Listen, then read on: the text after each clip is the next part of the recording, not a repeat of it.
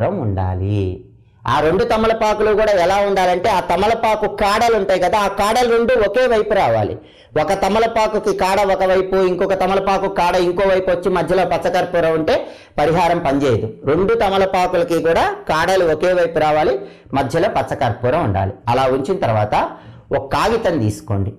ఆ కాగితంలో ఈ 2 తమలపాకుల మధ్యలో పచ్చకర్పూరం ఉన్నదాన్ని ఆ కాగితంలో అలా ఉంచి ఆ కాగితం మడిచేసేయండి. కాగితం మడిచేసి ఒక పొట్లంలాగా కట్టేయండి.